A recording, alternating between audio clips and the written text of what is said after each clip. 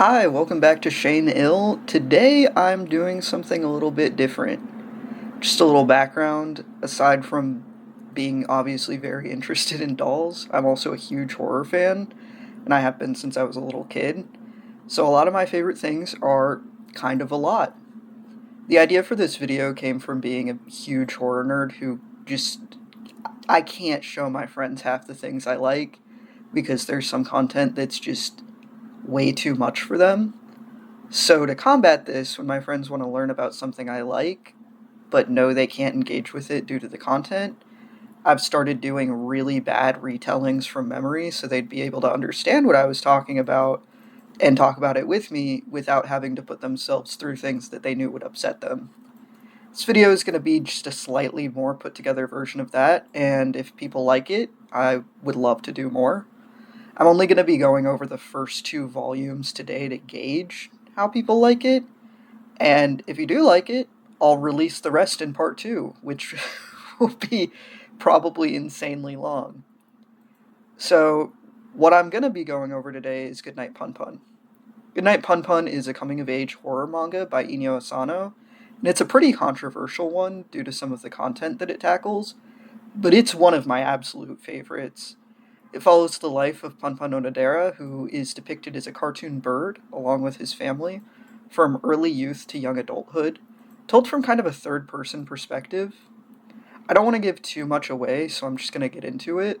But first, I'm going to put the content warnings up on screen. If you don't think you need any, and you don't want spoilers for what's coming, just look away for a second. But if you have any sensitivities with media, please do take a quick look because we're going to be really getting into it. Obviously, not to a super graphic degree and not right off the bat, but we will be touching on a lot and it does start getting crazy pretty early. Also, if you can, I do highly recommend just reading Goodnight Punpun and coming back. I'll be leaving out a lot of the smaller details that really add to the story, and reading it is obviously the best way to experience it. So I'm going to be putting up those content warnings now, and they will be off the screen in 15 seconds, so just come back then.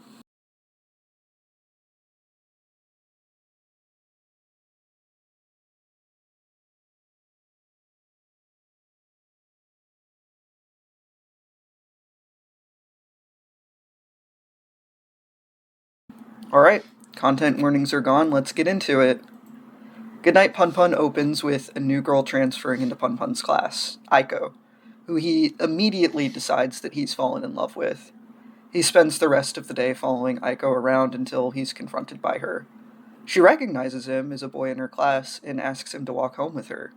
They begin to talk about class, what she wants to be when she grows up, and, as a lot of children do, the extinction of humanity.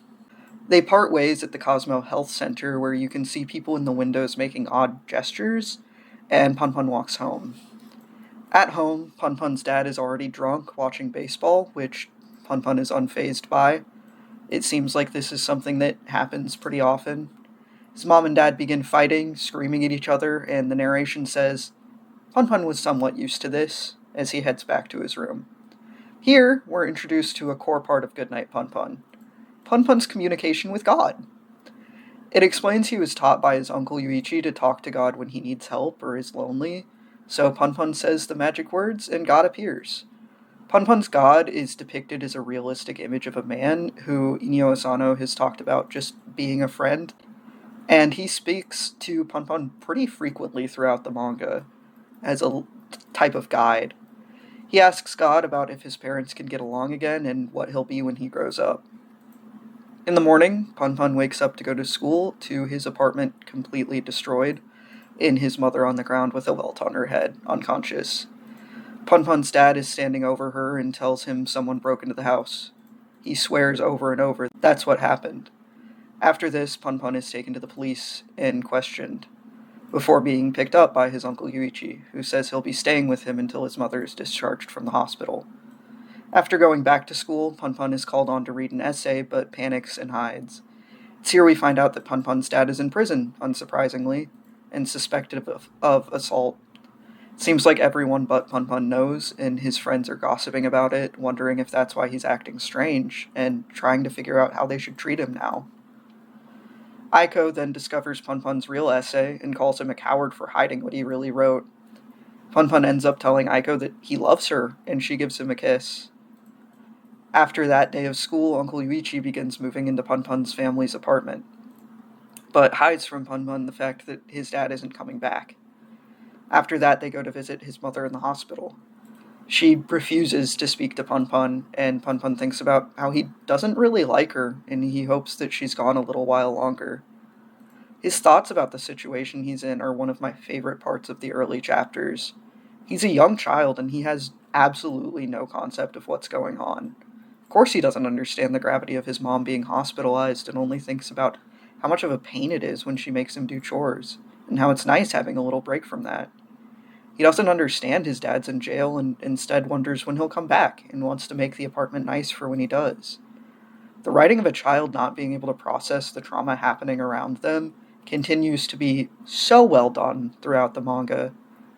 This quickly jumps to Punpun spending time with friends from school, who plan to watch porn together. We're introduced to Shimizu, one of Punpun's friends, who was supposed to host, but makes excuses not to. His friends, after leaving, talk about how frequently he makes excuses and lies about everything. But they decide not to give up and hunt in hiding places for porn.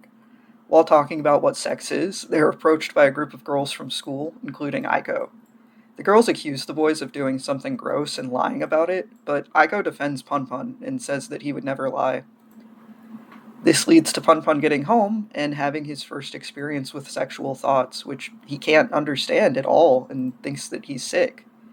This is immediately contrasted by Punpun childishly dreaming about his discovery of a new star and being able to find a new home for his family.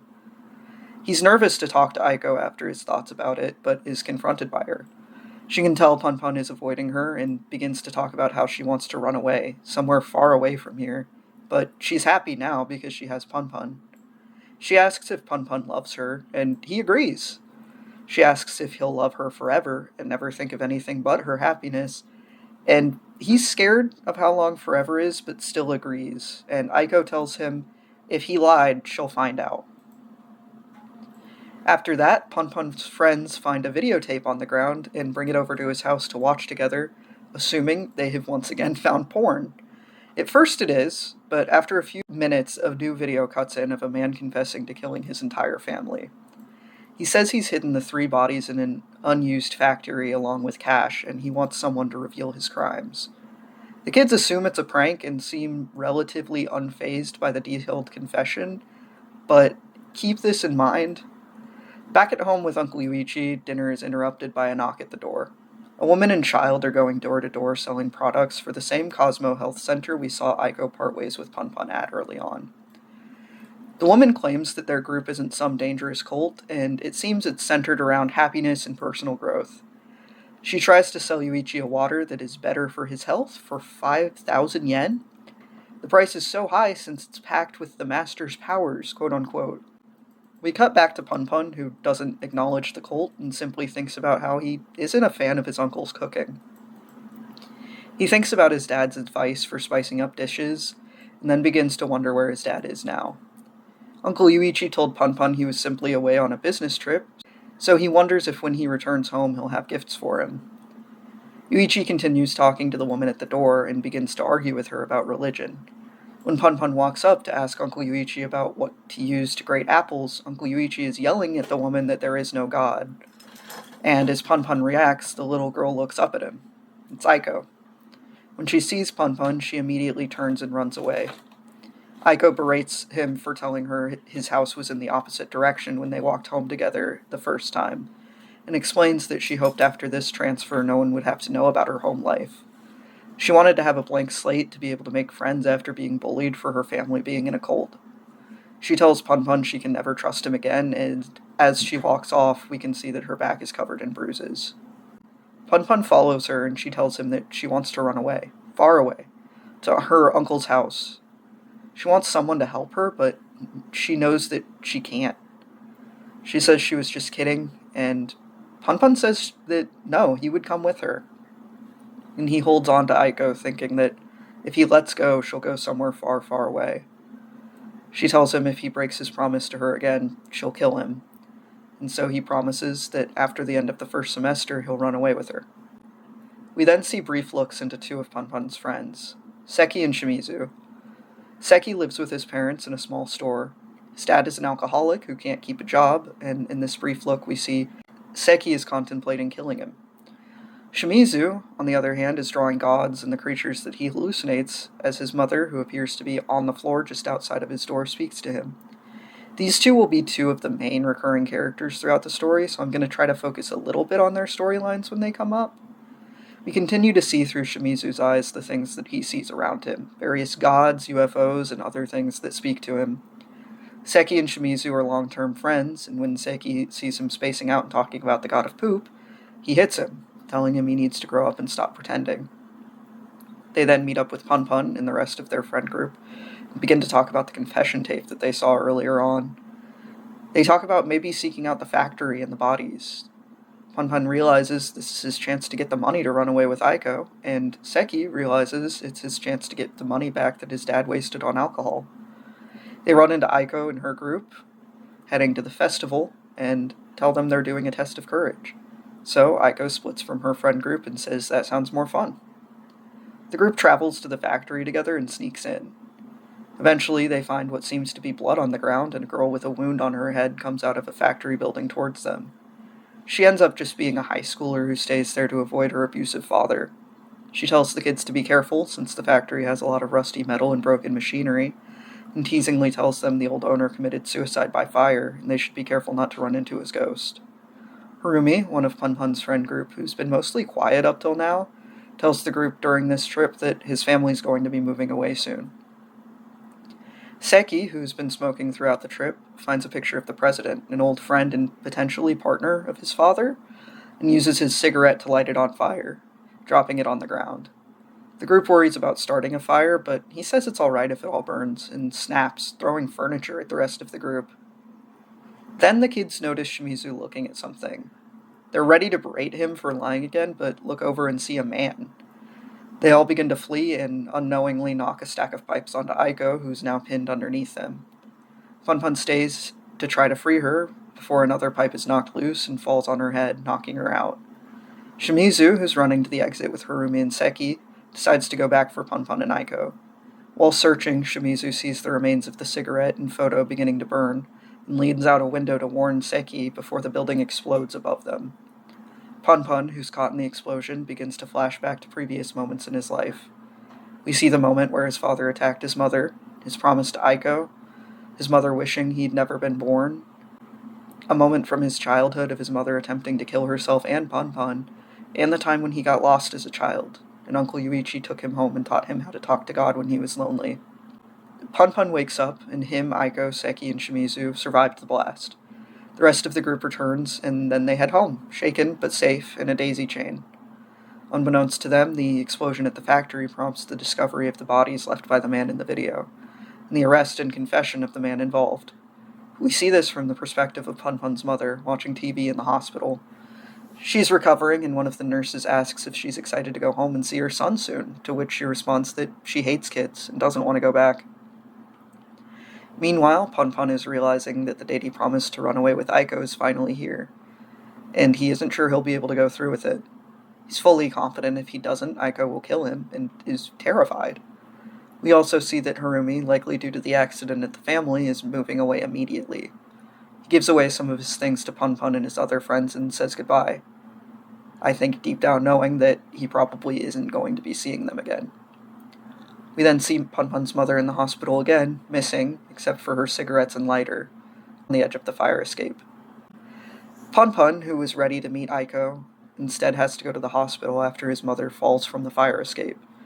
She claims it was an accident later on, but it's very likely it was intentional, with the goal of either killing herself or, in my opinion, more likely, being able to stay in the hospital longer. Punpun is a bit relieved to not have to run away, but unfortunately, the car they're in passes Aiko's meeting place, and he sees her waiting alone, crying.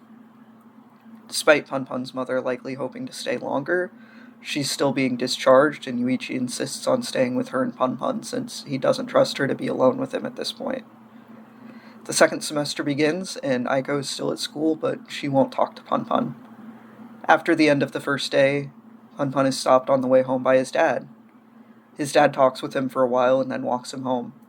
He tells Punpun he can't get within a certain distance of the house, and when Punpun asks where he'll go, his dad lies, saying he was chosen to be a test pilot for NASA and is going to America.